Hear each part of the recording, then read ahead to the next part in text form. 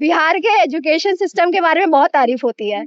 सो है आपकी प्रायोरिटीज क्या क्या रहेंगी काम करने की। तो मेडिकल टेस्ट होता है उसमें ये आइस टेस्ट के लिए क्या क्या चीजों का ध्यान रखना पड़ता है? वो ना जाता और मे भी अगर नेगेटिव ओपिनियन दे दिया तो आपका इंटरव्यू खराब हो सकता है। ऐसे नहीं पूछा लेकिन बच्चों से पूछा है। जैसे थोड़ा सा सबको देख के ना सब लाल दिख रहे थे मेरे को, तो मुझे लगा कि मैं भी स्ट्रेस में हो रही थी उनको देख के, तो मैंने अपनी आंखें बंद कर ली और इसके अलावा अगर कोई बच्चा इंटरव्यू देने आने वाला है उसके लिए कुछ मैसेज अगर आप देना चाहो? रिलेटेड भी क्वेश्चन था कि कॉन्फिडेंटली आंसर कर दिया तो अच्छा हो जाएगा। उनका पीटी क्वालिफाई नहीं हो पाता है तो उनके लिए कुछ गाइड करना चाहें आप? मैं विवेक और आप देख रहे हैं सपनों से सेवा तक। अभी हम पटना में है बीपीएससी भवन के बाहर, जहाँ 70वीं बीपीएससी का इंटरव्यू चल रहा है और जो भी बच्चे इंटरव्यू देकर बाहर आ रहे हैं उनसे जानेंगे कि उनका इंटरव्यू कैसा रहा। हेलो मैम, आपका नाम क्या हुआ? मेरा नाम एकता यादव है। कैसा रहा इंटरव्यू में? इंटरव्यू मेरा ठीक था, अच्छा हुआ। आप ऑप्शनल और एजुकेशनल बैकग्राउंड के बारे में अगर बताना चाहें तो? मेरा optional political science and international relations है। मैंने गार्गी कॉलेज से ग्रेजुएशन अपनी कंप्लीट किया है। ओके, किस टाइप के क्वेश्चन पूछे गए आप? मैम ने पहले, मेरा दीप्ति मैम का बोर्ड था तो उन्होंने काफी अच्छे से मेरे को वेलकम किया, मैंने भी किया। उसके बाद उन्होंने मेरे बैकग्राउंड से क्वेश्चन पूछा कि कहाँ से मैंने ग्रेजुएशन किया, फिर सब्जेक्ट रिलेटेड जैसे कि मुझे मेरा कौन सा एक्सपर्टीज है, एरिया है जिसमें मुझे इंटरेस्ट है, तो मैम ने आईआर और पॉलिटी से क्वेश्चन पूछा। किस टाइप के क्वेश्चन थे? हाँ, पॉलिटी में मेरे से कोएलिशन गवर्नमेंट की फायदे नुकसान एग्जाम्पल्स पूछे और मेरा ओपिनियन लिया कि क्या कोएलिशन गवर्नमेंट ठीक है या नहीं है, ये क्वेश्चन था। उसमें फॉलो अप क्वेश्चन था। फिर रूल ऑफ लॉ पे क्वेश्चन पूछा, आर्टिकल 14 के बारे में पूछा, आर्टिकल 19 के बारे में पूछा और एक्सेप्शंस क्या क्या है ये पूछा। फिर दूसरे मेंबर ने मेरे से टूरिज्म के ऊपर क्वेश्चन पूछा कि बिहार जो है टूरिज्म सेक्टर में क्या क्या रिफॉर्म कर रहा है और क्या रिफॉर्म सजेस्ट करोगी, और अगर 2 प्लेस दिया जाए डेवलप करने के लिए तो कौन से होगा बिहार के? तो मैंने अपने जिले के बारे में बताया बिना नाम लिए। मैं वैसे तो सिवान से हूँ, लेकिन मैंने बिना नाम लिए, उन्होंने मना किया कि नाम नहीं लेना है, तो मैंने वहाँ के बारे में बताया कि उसको कैसे डेवलप किया जा सकता है और उन्होंने ओपिनियन लिया कि क्या क्या मतलब क्या क्या करोगी कि वहाँ डेवलपमेंट हो जाएगा, तो मैंने ये बताया एक तो। फिर उन्होंने एक और मेंबर थे जिन्होंने ये पूछा कि गुजरात में बिहार के एजुकेशन सिस्टम के बारे में बहुत तारीफ होती है। हाँ, तो मुझे एजुकेशन सिस्टम की अच्छाइयाँ बताइए बिहार में, वो भी प्राइमरी लेवल पे। हाँ, तो मैंने बताया कि ग्रॉस एनरोलमेंट रेशियो बढ़ा है एक तो, और बिहार सरकार ने नेशनल एजुकेशन पॉलिसी को इम्प्लीमेंट करने के लिए रिफॉर्म किया हुआ है, स्मार्ट लर्निंग हम लोग इंक्लूड करने वाले, मतलब ऐसे कुछ मैंने बताया। उसके बाद अभी तो बस इतना ही याद आ रहा है। इंटरनेशनल रिलेशंस आपने बताया, कुछ क्वेश्चन पूछा? हाँ, नहीं मैं से इंटरनेशनल रिलेशंस पे नहीं, पॉलिटी पे पूछा था। पॉलिटी से हाँ, और रूल ऑफ लॉ पे मतलब किसने कॉन्सेप्ट दिया है, क्या वो कुछ फीचर्स बताइए। आर्टिकल 21 के बारे में पूछा कि कितना हमने एक्सपेंड किया है, कोई जजमेंट याद आ रहा है, तो मैंने बताया मेनका गांधी केस। हाँ, तो ये था। और हाँ, इंडिया ने रूल ऑफ लॉ को इम्प्लीमेंट करने के लिए क्या क्या किया है, तो मैंने वही कॉन्स्टिट्यूशनलिज्म के बारे में बताया। फिर आर्टिकल 21 का एक्सपेंशन हुआ है वो बताया मैंने, और बस यही था। करंट अफेयर से कोई क्वेश्चन रहा? किस पे? करंट अफेयर से कोई क्वेश्चन? करंट अफेयर से कोई क्वेश्चन नहीं था। Bihar geography, Bihar history? नहीं कोई भी नहीं। टूरिज्म पे ज्यादा फोकस किया, एजुकेशन। हाँ, और एक विमेन रिलेटेड भी क्वेश्चन था कि विमेन को एजुकेशन में रिटेन करने के लिए आपका क्या अप्रोच रहेगा, क्या सोल्यूशन देंगी, तो ये क्वेश्चन था। फिर ठीक है, सब मैंने बोला। हॉबी वगैरह से कोई? हाँ, मेरे से पूछा था कि हॉबी क्या है, तो मैंने बताया कि मेरी हॉबी हठ योगा है, तो उन्होंने हठ योगा? हाँ, तो ये क्या होता है मैम? बेसिकली इसमें सन एंड मून के साथ हमारी बॉडी को कोऑर्डिनेट किया जाता है। तो बहुत डेप्थ में चला जाएगा अगर मैं बताने लग जाऊंगी तो। बेसिकली सिंपल योगा से अलग है, इसमें दीक्षा लेनी पड़ती है, ये थोड़ा ऐसा, इसमें इंटेंसिटी की जरूरत होती है, कुछ रिस्ट्रिक्शंस होती है, कुछ कंडीशंस होता है, जैसे कि 4 आवर्स का मैंडेटरी गैप रखना चाहिए, तभी आप प्रैक्टिस कर सकते हो। और कोई ट्रेंड क्लासिकल हठ योगा टीचर ही सिखा सकता है। इस पे कोई क्वेश्चन आपसे पूछा गया? नहीं, शायद ना इंटरेस्ट नहीं लिया मे बी, तो उस पे क्वेश्चन नहीं था। कोई क्वेश्चन नहीं था। इसके अलावा कोई और क्वेश्चन आप रिकॉल कर पा रही हो जो कि पूछा गया आपसे? नहीं, बस यही था। यही क्वेश्चन अभी तो मुझे यही याद है, मे भी क्वेश्चंस होंगे और भी। कितने देर तक इंटरव्यू चला है? मेरा चला है 18 to 20 मिनट्स चला है मेरा। बोर्ड मेंबर का रिएक्शन क्या था जो आप आंसर दे रहे थे? मेरा दीप्ति मैम का बोर्ड था, तो वो बहुत काम कर देती है पहले तो कैंडिडेट को, और अच्छे से वो विश करती हैं, शुभकामनाएं भी देती हैं, और आराम से मतलब बैठने के लिए मौका देती हैं। तो एक तो ये तो कॉर्डियल रहता है बहुत। ये जो मॉक इंटरव्यूज होते हैं उसमें थोड़ा ग्रिल ज्यादा करते हैं, होता है, मे बी यहाँ पे भी होता होगा, लेकिन वैसा एनवायरनमेंट नहीं अभी था। तक तो जितने भी बच्चों से मैंने बात किया किसी में ग्रिल नहीं किया गया है। हाँ, उतना ग्रिल नहीं किया गया, बहुत सबका बहुत यही cordial ओपिनियन था। है कि मॉक इंटरव्यू और इसमें बहुत ज्यादा काफी difference है। अंतर होता है, आप प्रैक्टिस के लिए दे सकते हो बट रियल इंटरव्यू का एक्सपीरियंस अलग ही रहेगा। ये मेरा दूसरा अटेम्प्ट था अच्छा, दूसरा इंटरव्यू का। इंटरव्यू हाँ का इसके पहले भी आपने दिया था? हाँ, मैंने दिया था। उसमें कहाँ चूक रह गया था मैम? मेरा नहीं, मेरा मेंस में गड़बड़ हो गया था, मेरा डीआई गलत हो गया था। DI गलत तो हो गया हाँ, वो रीजन था, उसकी वजह से मेरा नहीं हुआ। जी। बट इस बार देखते हैं क्या इस होता बार है। DI अच्छा हुआ है? मैंने चेक नहीं किया पेपर मैंने सीधे इंटरव्यू देंगे उसके बाद ही देखूंगी। रिजल्ट आ गया था तो मैंने सोचा बाद में देखूंगी, ओके। इसीलिए। इसके अलावा अगर कोई बच्चा इंटरव्यू देने आने वाला है उसके लिए कुछ मैसेज अगर आप देना हाँ चाहो? बिल्कुल बिल्कुल। सबसे पहले तो कोई घबराने की जरूरत नहीं है। जिस तरीके से हम मॉक में ग्रिल हो जाते हैं या थोड़ा सा नर्वस हो जाते हैं, यहाँ पे मेंबर पहले आपको शांत करेंगे तभी क्वेश्चन होगा। मैंने मोस्टली यही सुना है लोगों से, तो कोई घबराने की जरूरत नहीं है। एंड सेकेंडली, अगर बहुत इंटरव्यू के क्वेश्चंस बहुत रैंडम भी होंगे तो एक ना एक क्वेश्चन जरूर ऐसा होगा जो आपके एरिया से रिलेटेड होगा। जी। वहां पे अगर आपने कॉन्फिडेंटली आंसर कर दिया तो अच्छा हो जाएगा। अच्छा हो और जाएगा। तीसरा, ये तो टेस्ट ऑफ नॉलेज है नहीं, टेस्ट ऑफ पर्सनालिटी है। पर्सनालिटी है। तो वो आप अपनी पर्सनालिटी कॉन्फिडेंट रहिएगा तो अच्छा होगा।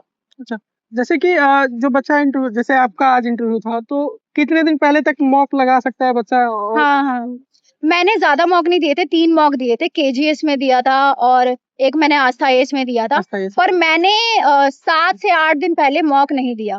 7 ये से 8 दिन हाँ, पहले क्योंकि आपको अपना रिवीजन करना होता है, फिर मॉक वगैरह देने में काफी टाइम भी जाता है। और मे भी अगर नेगेटिव ओपिनियन दे दिया तो आपका इंटरव्यू खराब हो सकता है। जी। तो अवॉइड करना चाहिए कि 1 हफ्ते पहले ना दें। 1 हफ्ते का गैप कम हाँ, से कम रखना गैप चाहिए रखना मेन चाहिए। इंटरव्यू और मॉक हाँ, इंटरव्यू के और बीच। न्यूज़पेपर वगैरह बिहार वाला तो जरूर पढ़ना चाहिए। जी। जैसे मैं पटना हिंदुस्तान पढ़ती थी और दूसरा एक मैं नेशनल लेवल के लिए इंग्लिश वाला न्यूज़पेपर पढ़ती थी, द हिंदू हिंदू। पढ़ती थी। ये दोनों मैंने रेगुलरली पढ़ा है, रिलीजियसली पढ़ा है। आज वाला नहीं पढ़ा बट मैं रोज पढ़ रही थी। न्यूज़पेपर से कोई क्वेश्चन वगैरह पूछा गया हो? मेरे से नहीं पूछा लेकिन बच्चों से बच्चों पूछा से है। पूछा गया जैसे है। यूजीसी रूल्स का चल रहा है उसके बारे में पूछा है, और किसी से रिपब्लिक डे के बारे में भी पूछ लिया था। रिपब्लिक डे हाँ, उसमें कि बिहार का उसमें कुछ था कि नहीं, एक मेंबर ने मुझे बताया उसमें। ये मेरा बीपीएससी में सेकंड अटेम्प्ट था, सेकंड इंटरव्यू था। अच्छा, तो आपने दोनों जो अटेम्प्ट दिया है उसमें आपने पीटी और मेंस क्वालिफाई किया है, तो आपने स्ट्रेटजी कैसे रखी थी? क्योंकि बहुत सारे बच्चे ऐसे हैं जो 4-5 साल से प्रिपरेशन कर रहे हैं, उनका पीटी क्वालिफाई नहीं हो पाता है, तो उनके लिए कुछ गाइड करना चाहें आप?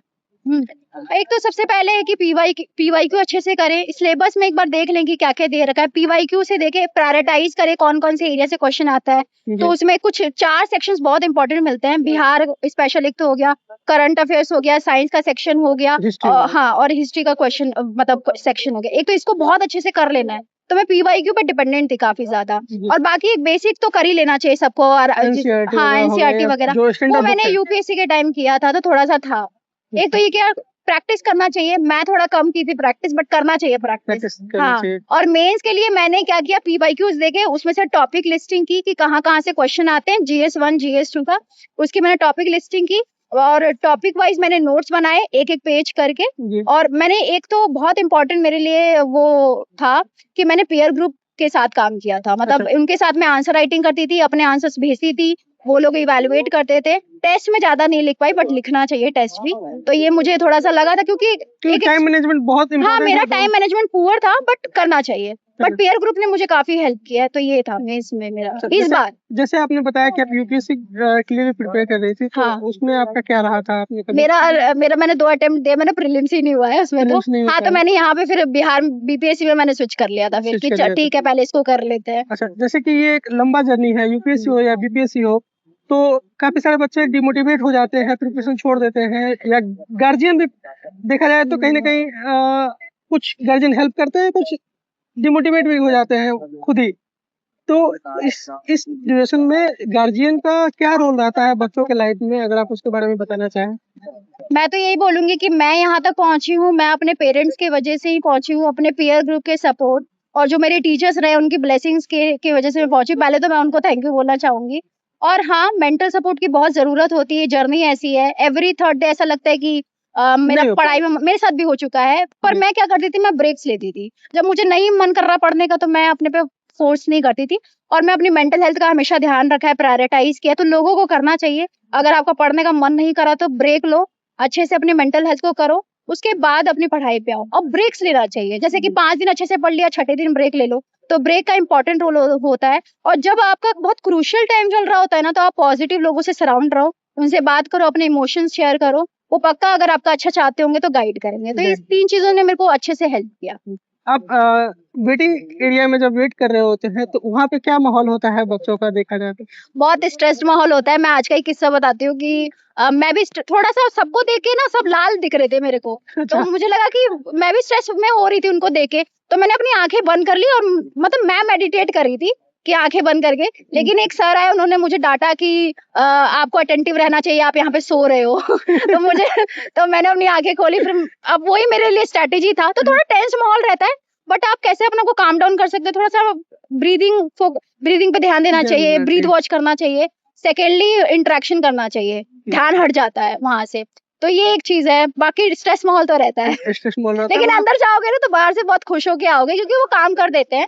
लेकिन इंटरव्यू जैसा भी हो, वो लोग कर देते हैं काम। काम कर देते हाँ, हैं काम और कुछ खाने-पीने के लिए भी ले जाना होता है क्योंकि सुना है मैंने बच्चे काफ़ी देर तक वेट करते हैं हाँ, वेटिंग ये तो एरिया में, है। तो वो तो कुछ लेके जाते हैं बच्चे रिफ्रेशमेंट वगैरह के लिए? नहीं, मैंने ऐसा तो देखा नहीं, हमें 2-3 बार चाय मिल जाती है एक तो। अच्छा, ओके। चाय मिलती है पीने के लिए, पानी का व्यवस्था होता है, खाने की कोई व्यवस्था नहीं होती है। मैं तो खा के ही निकली थी, ओके। क्योंकि मुझे पता था कि लंबा जाएगा, तो मैं खा के ही आना चाहिए थोड़ा बहुत थोड़ा हल्का। बहुत हल्का खा लेना हाँ, चाहिए क्योंकि बच्चों आपको 2-3 बजे तक भूखे रहना है, आपका मेडिकल टेस्ट भी होना है, कहीं यूरिन ही गड़बड़ आ गया, को। कुछ भी हो सकता है, जी, या बीपी नॉर्मल नहीं रहा, तो करना चाहिए, खा के आना चाहिए।